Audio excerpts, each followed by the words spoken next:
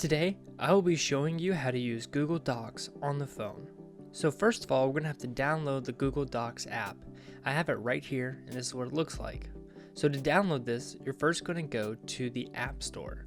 Go ahead and click the App Store. I'm going to be using an iPhone, so it's App Store. Android is a little bit different.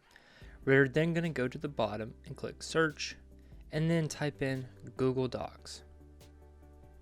So you can go ahead and see it at the top. It's going to be the first one that pops up most likely, and it's going to have 1.6 million reviews, 5 stars.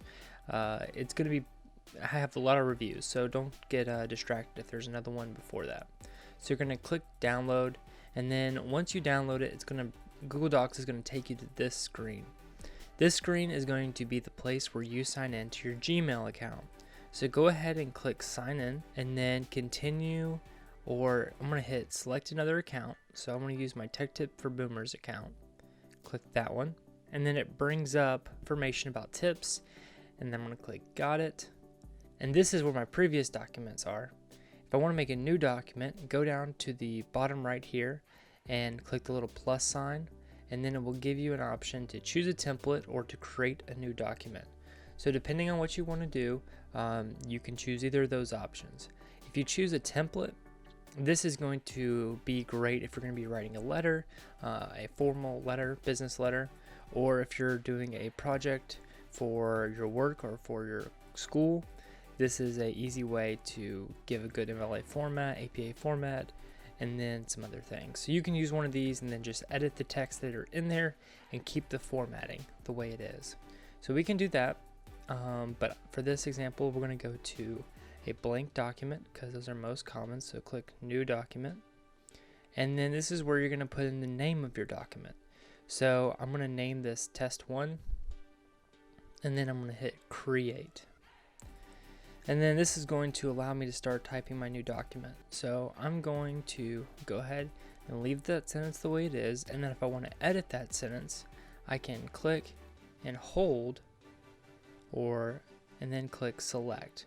So I can select what I want by holding these little sides on the green or on the blue highlighted areas, and then I can either copy, cut, paste, add a comment, all these other things. And then I can also change the format, so I can make it bold, or if I can italicize it, I can underline it.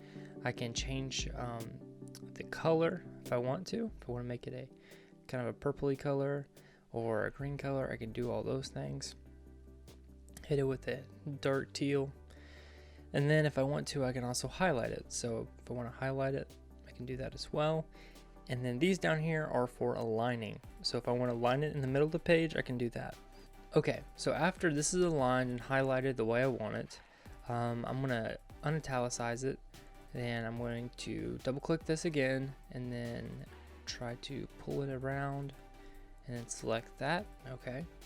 And then I'm going to take away the italics and the underline and just leave it like that. I'm going to take away the highlight or the highlighter as well. So click no color, takes that away, and then you can deselect it like that. So if I want to make a couple bullet points, so say I can say we make videos, when we do pictures, and we do tutorials or tutoring. So if I do all those, and then I want to make this into a bullet point, what I do is just like before, double click it, and then pull it to whatever you want to encompass, and then click these the side over here where the bullet points are, and I can turn these into bullet points just like that. And then I can change them into different types of bullet points. So do I want them to be checkable squares, just points, or do they want to be numbered? I can do those as well. So if I want to continue on with my bullet points, I can just press enter, and then it will make another set in the list, and I can type whatever I want, do another one, type whatever I want, enter, and then continue. If I want to get out of this, press enter again, and then it will let you go away from that. Another thing that we can do, we talked a little about the template before. We're not really going to go into that, but we will talk about undoing and redoing. So there's a couple of buttons up here at the top, and you can undo and redo whatever you did. So if I say this is a blank document, and if I want to, if I mess and then I accidentally delete it, and I'm like, oh, I didn't want to delete that. So you go up here to the top, click the back arrow, and then you keep clicking it until all of what you wanted to say is back. So blank document is back.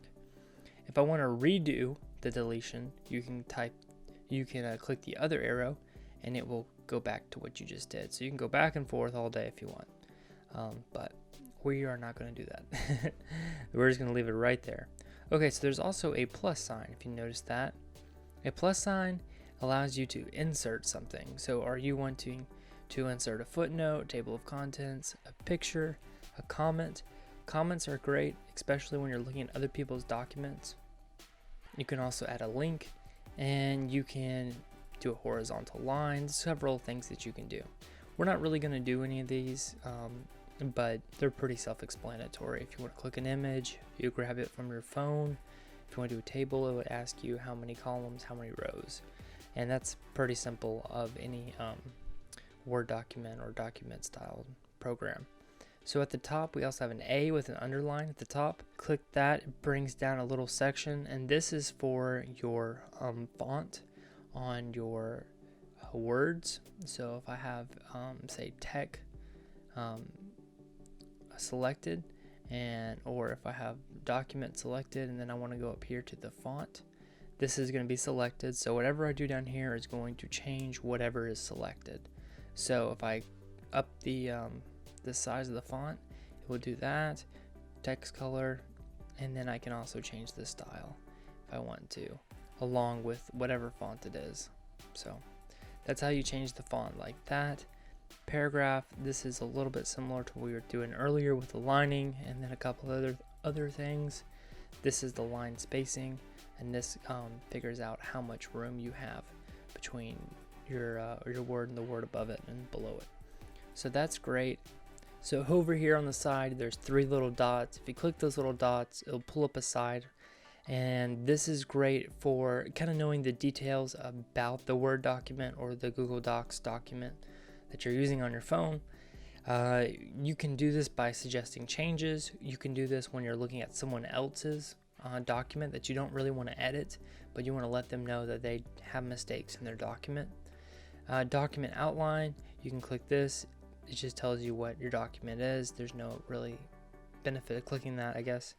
Find and replace. So if you want to find a mistake that you made multiple times, so say I misspelled pictures. If I type in the way I spelled pictures before, I can click it, and then I can either replace it with photos, and then I can click replace, or I can just delete it altogether, and then I can select all the ones that have pictures, and then you can always hit replace. So if I have any words in my document that are exactly what is typed in up here, I can replace those words with whatever is typed in down here. So I can replace, and then photos is there instead of pictures. That's really handy if you are making a lot of mistakes, or if you misspelled someone's name multiple times, or a company, or anything like that. So the word count is also important. If you are an assignment, that's helpful. And then down here, there's a little bit of details about where my Google Doc is stored. It's in my drive, how much storage I have used, etc., etc. So if you're looking to share this document, the easiest way you're going to be able to do that is click the 3 little dots on the right side, and then in the middle it will say share and export.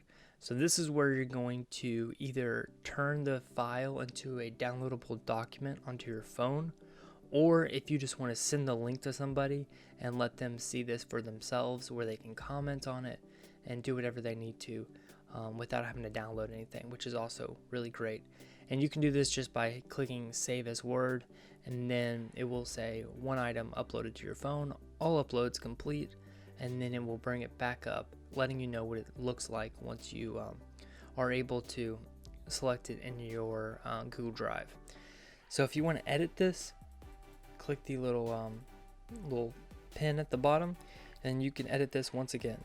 Once you're done editing, you just click the little check mark down here, and then it will save it back to the Google or the Microsoft Word doc that you downloaded it as. But the first one right here is going to be your doc for your Word doc, and then this one right here is going to be the Google Docs doc. And you can tell the difference between the .doc or .docx for the Microsoft one. Okay, so that's a basic overview of how to use Google Docs on your iPhone or on your phone. Hopefully you enjoyed, and if you found anything to be helpful, make sure to leave a like. Alrighty, have a great day, and I will see you later.